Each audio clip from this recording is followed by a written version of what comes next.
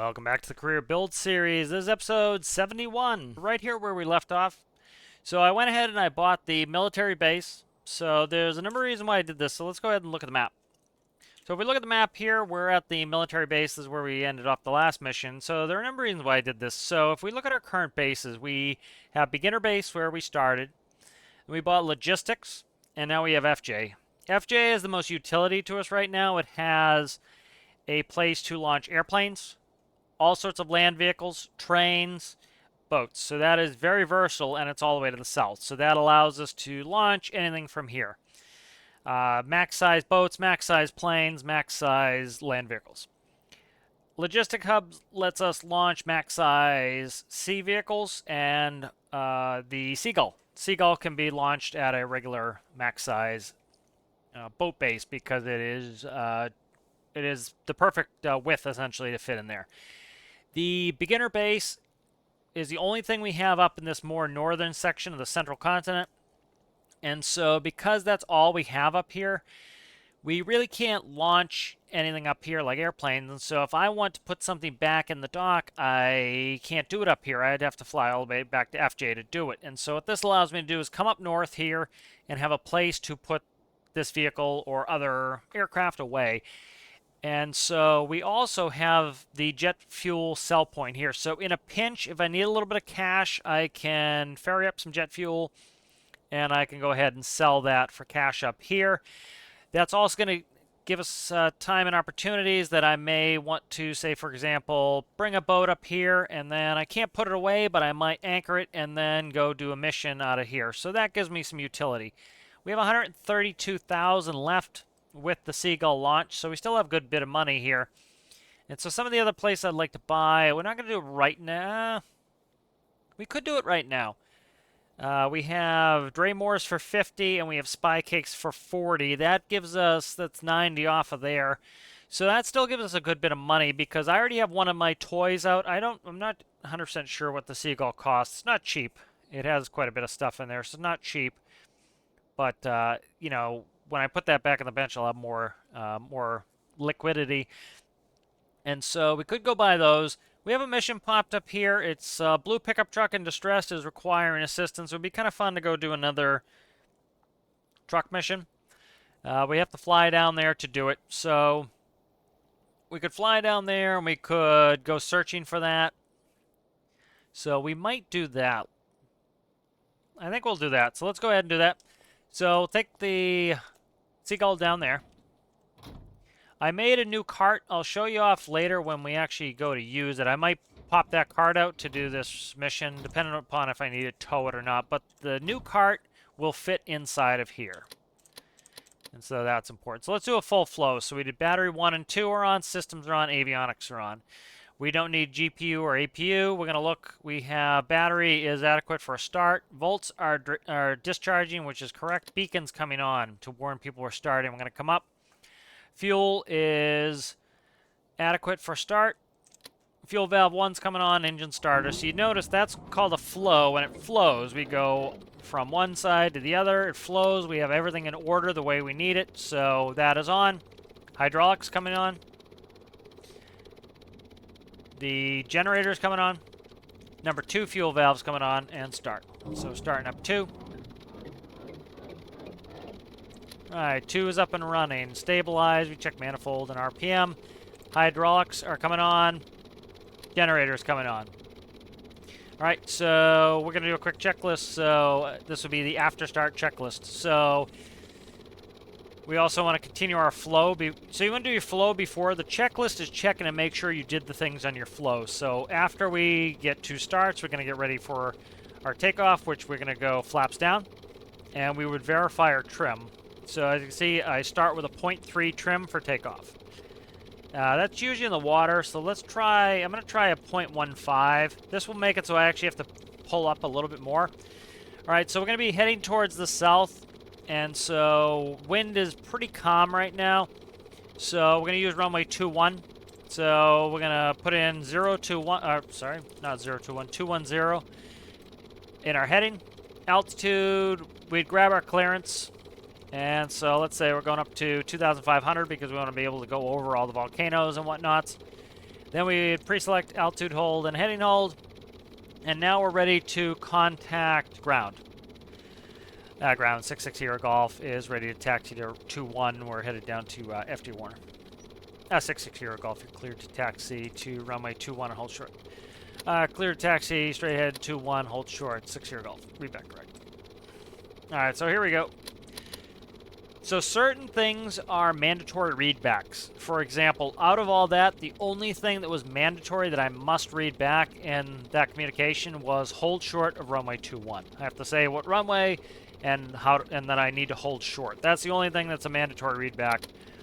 You know, so I could just say taxi, hold short 21. You know, so like if it gets busy on the radio, like if it gets really busy on the radio, let's say you're at JFK during rush hour and you know, they give you this long taxi instruction. You could be like, Wilco taxi instructions hold short of 21 at Echo. You know, and what Wilco means will comply, or Roger means read and understand you. So you could say it. They tend to want you to read back your taxi instructions so you don't screw it up and taxi the wrong place. But if it's really a rush, you know, you need to get out the mandatory stuff. All right, so we'll do a pre-takeoff checklist. Hydraulics are set. Flaps are set. Trim is set. Takeoff checklist complete. 6 Sierra Golf, we're ready to take off. All right, they'll tell us first. They'll go 6 Sierra Golf, switch over to tower 20.7, 20.7, 6 Sierra Golf.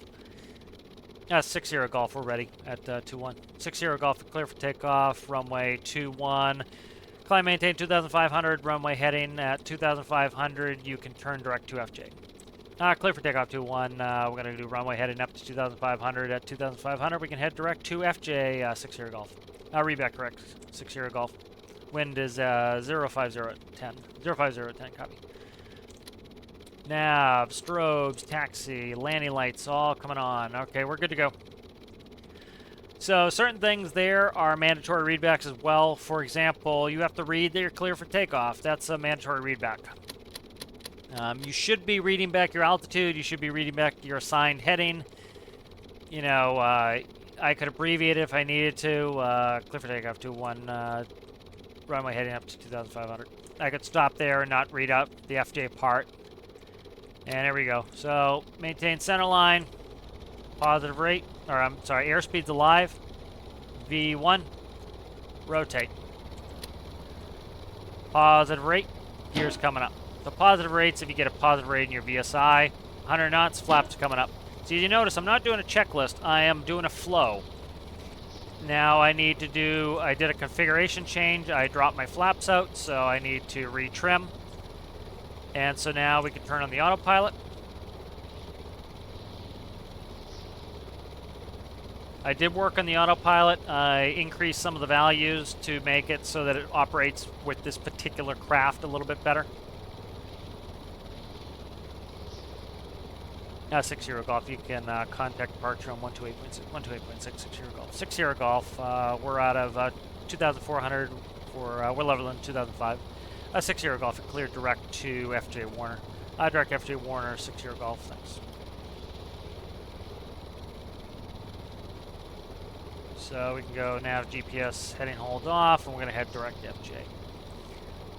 Landing light and taxi come off, and now once we've completed our flow, we can ask for the checklist. So if there's two people, you know, I'm in the captain seat, the first officer's over here, and so you actually don't do it by just captain, first officer. There are certain duties for the captain and for the first officer, but you'll generally do pilot flying, pilot not flying. So, you know, the pilots will often alternate legs. And so, you know, often if you fly the first leg, the other person will fly the second leg.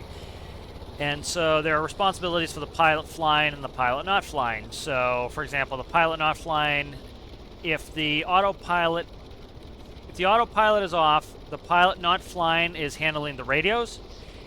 And the pilot not flying is also, they're commanding all the autopilot stuff. And that's because if you're hand flying, you're working off the flight director. It's these little bars that will show you, okay, you want to be over here to turn left to meet your heading. Still need to work on my autopilot for my altitude. It's off a couple hundred feet. And, you know, it'll tell you you need to turn like this to go left or climb. And so they'll actually spin in your stuff and it will tell you where to go. As soon as you put on the autopilot, the pilot flying now does all that, and the pilot not flying monitors and still does the radios. Certain responsibility for the captain, for example, on the ground, often there's a tiller, and the tiller is on the captain's side generally because everything's expensive in an airplane. And so instead of having two tillers, they'll have one tiller. Sometimes, I think a lot of Airbus products have two tillers, but often there's one tiller and it's on the captain's side. For example, in the jet that I flew, the tiller was on the captain's side, and if you had the tiller, you could turn the nose wheel up to 70 degrees. If you didn't use the tiller, you could still use the rudder pedals, but you could only go to 30 degrees. So for most of the turning stuff, you needed more turning. So like, for example, if the captain needed to do something, they need to get something out of the bag, they'd have you taxi for a little bit if you're the FO. And so you could use your feet and steer with the rudder pedals, because the rudder pedals control the nose wheel as well. And you could steer, and you'd have enough controllability with the rudder pedals to steer, you know, just around the taxiways. If you had to turn really tight, you would need the tiller. And so certain things like that might be only on one side. Also, different duties. For example, stuff that's on this side is most likely FOs. Stuff that's on this side is most likely the captains. You know, there are certain stuff you grab. You know, I talked about setting up my panels. We should be getting close here. What are we? 2 minutes? 60 Golf. Can we get our descent down to about 500 feet? We need to look for this emergency. 60 Golf. We cleared down to 5,000. Down to 5,000. 60 Golf. We're 25 for 5. Copy.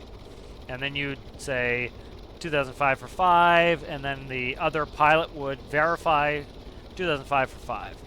And so you verify all of your altitudes to make sure you don't put the wrong altitude in and crash. Because, for example, if we were going over those mountains and they said climb maintain 2,500, and I spun in 250 feet on the autopilot, and it's foggy and I can't see, and I say 2,500, the FO would say you put in 250, and then so you have two pilots cross-checking each other to make sure you don't crash. All right, so there's the FJ docks.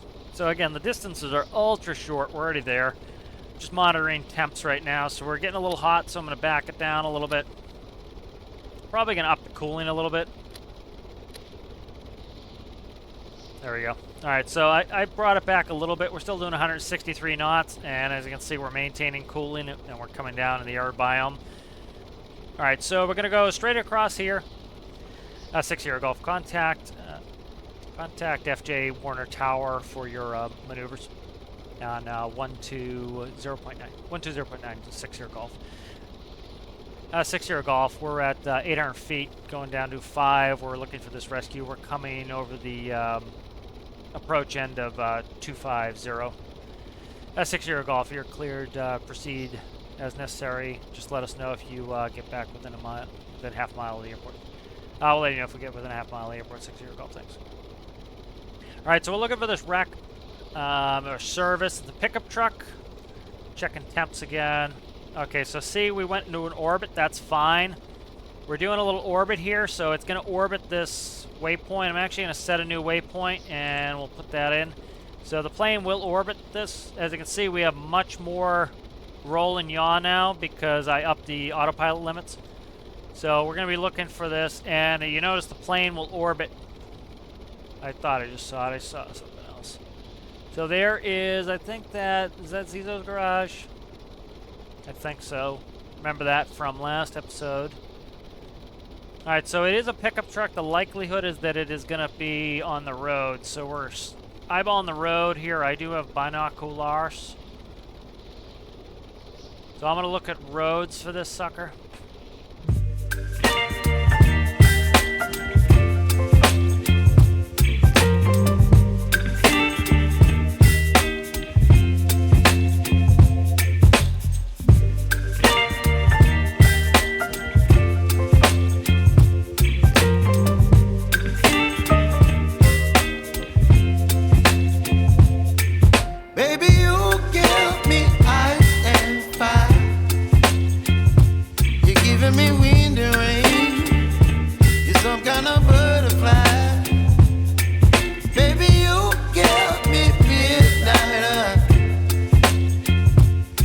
whip up my appetite. Don't leave me here high and dry. Oh, well, I don't wanna jinx it, baby, and twist myself at the spine. Don't wanna overthink it, baby. It's just twist your body and mine. Baby, you give me ice and fire. You're giving me wind and rain. You're some kind of bird. Blue pickup truck, huh? A blue pickup. In distress. Be nice if they popped a flare. It's hard for me to see. Up there he is, right there.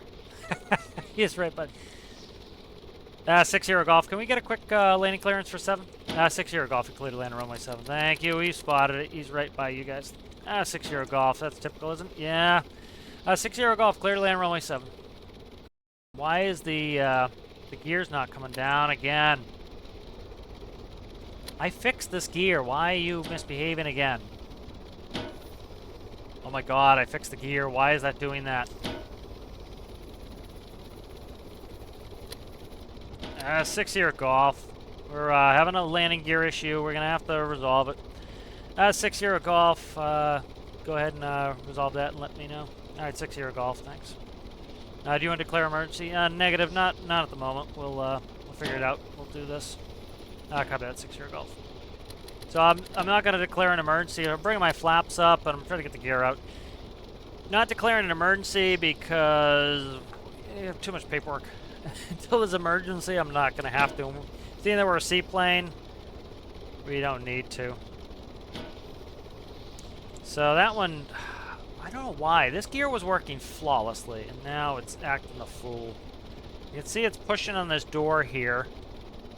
You know what? I wonder if it's those pipe sections there that's causing me an issue. I'll have to fix it.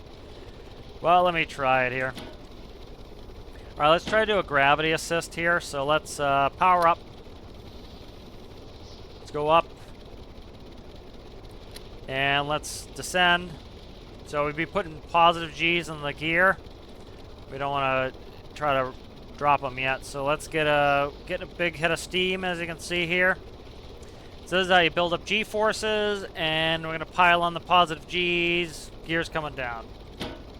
And pile. Try to get the G-forces to knock the gear loose. So we're going to do some undulations here and try to get this gear out. There we go. We're in transit on both. Okay. I did put up... I gotta figure out what's up with these gear. God damn. That sucks, man. I don't know what's up, man. They were working fine. I extended the booms so they're not touching. That's annoying. Maybe I'll add some more weight to them.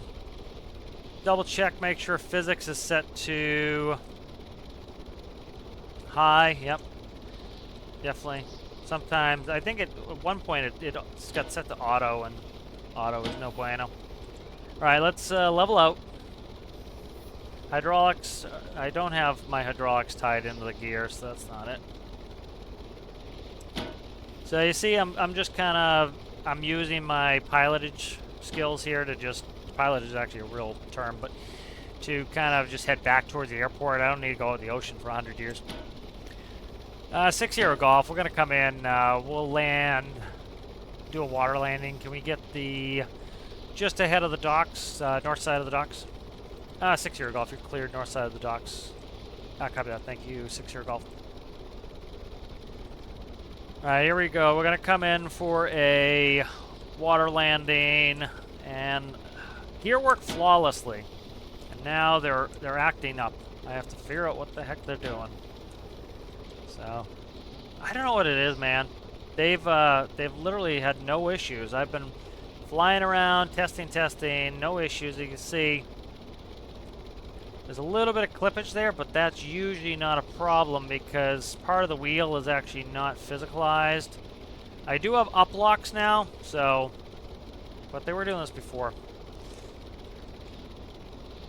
6-year Golf. We're on final. We're doing about a landing to a 224 heading. 6-year Golf. Clear to land. Clear to land, 6-year Golf 6. Alright, gear is up. Coming up.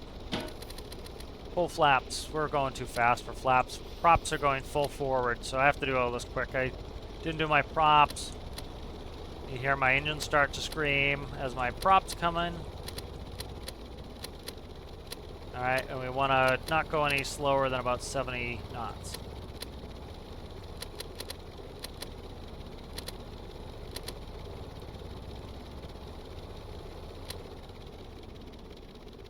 Alright, oh, a little bit excessive there. I just killed an engine doing that.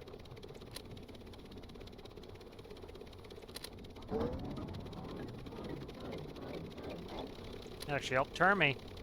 Having an engine die on me.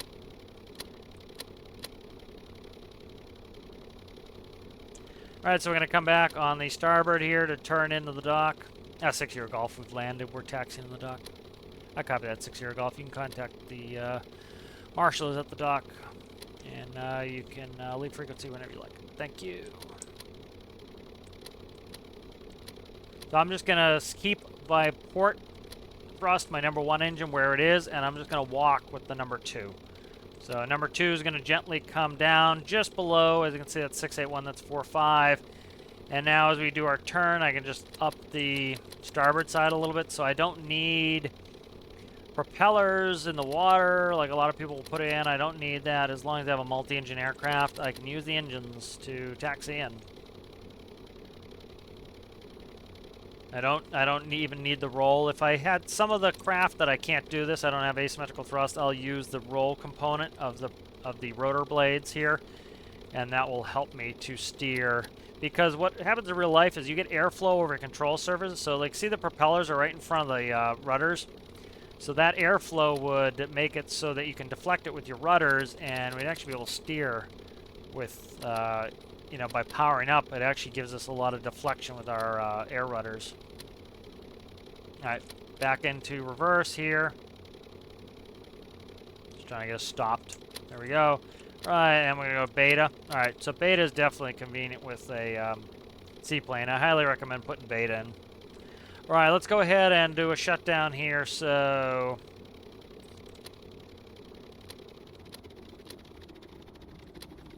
and if you remember, we'll shut off 1 battery. Yeah, we'll leave it like this. So we burned a little bit of fuel. We didn't burn a ton, but alright. So that was a little bit more annoying than I would have liked because of the friggin' gear problem again. I don't know what's up with that gear problem. I had not been having that, and now I'm having it. Reasonably consistent. I made some changes. I changed the geometry inside there so that there was less chance of it touching. I've had no issues, and then I go to record a video and I'm having issues, so I'll figure it out. But the benefit of a seaplane is we can just land right in the ocean.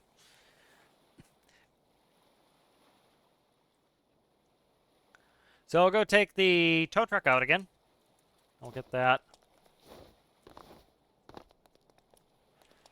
All right, let's see if I can't grab this back on the bench. So that's back on the to-do list, the gear problem that I thought I had solved. So we'll see what it is. I think this is, I'm going to just do a quick save on this. Seagull Avionics. Do I have one? I thought I had one that was called, let's do Seagull Gear Change. And I'll do it within that save file. Okay, good. All right, so let's get out of here.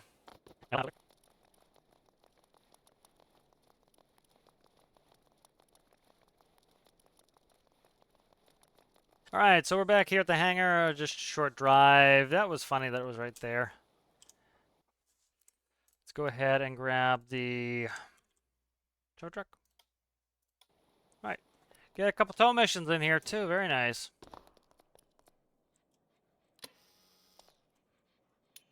I also made another car. I had delusions that it was going to fit in the Seagull, so I could ride in style, but it is. Even though the door for the Seagull is 7 wide, it can only take 5 to 6 wide.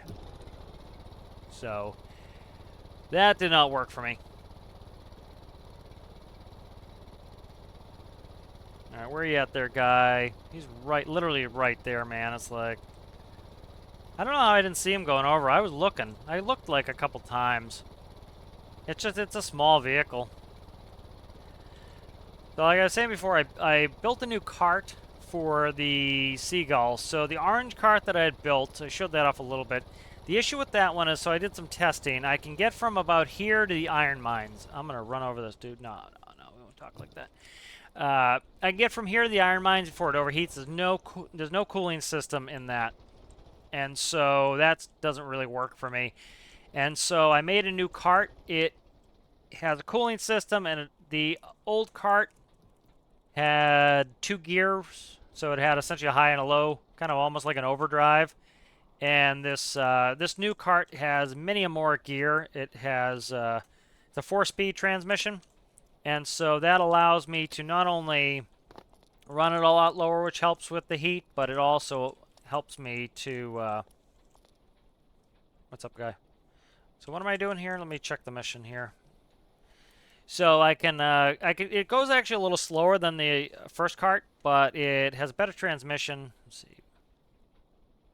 1 casualty to the hospital. So I just need to take this ding-dong to the hospital. So we'll take his car with us anyway. You have a parking brake? Let me find if this has a way to shut the parking brake off. Heater, low range. Switch blinker mode, hazard lights. What's on the seat? Park brake 1. Okay. I may not be able to control this truck. Yeah, I may not be able to control this truck, so I may have to just pick this dude up. If that is the case, we're going to take our little cart. But I think I don't need this truck. So let's do this. Let's grab you there, buddy. So he's just in distress. It says just bring this person to the hospital, so probably could have checked that before I got the tow truck, but it's not the end of the world. So let's go over here. And often, you know, you'll have to take a couple people, so I have 3 seats in here. I have a nice little bench seat, so he can sit in the middle with me. So let's go ahead and we'll leave the truck there. We don't need to bring it with us. All right. So, did I put the parking brake on? I did. Okay. Oh. So I have an air horn. And I have a city horn. So use the city horn when you're around town. You use the air horn when in emergency.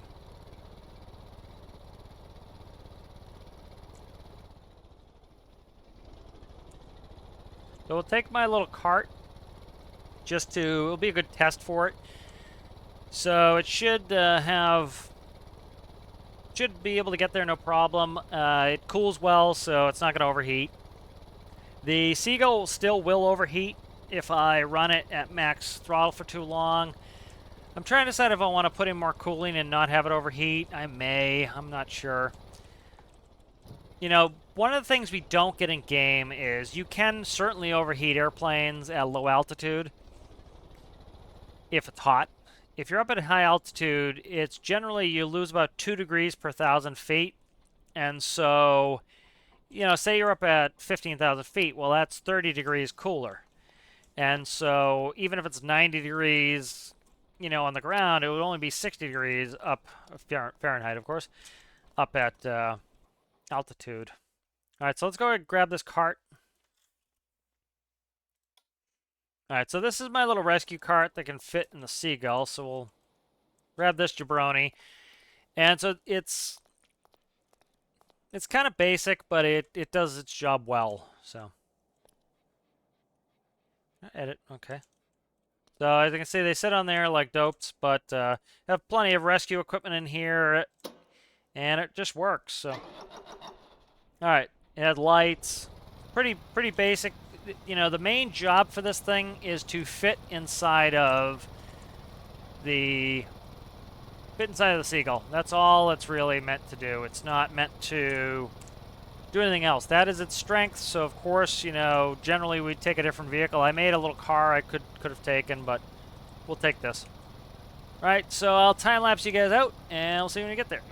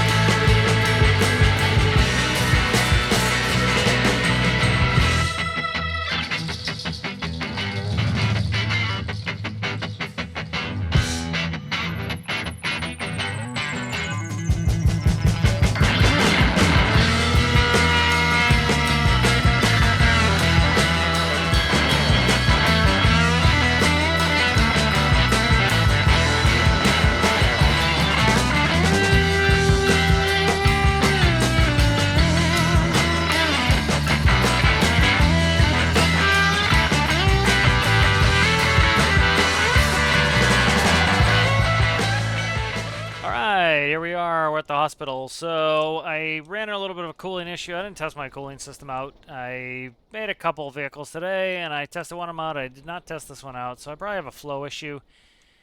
And so it has an overheat protection system, and so we didn't burn up or anything, but it made it so that we're going much slower than I would have liked. So luckily you guys are time lapse, so you didn't have to drive that long. It didn't take that long, but so that rescue's done.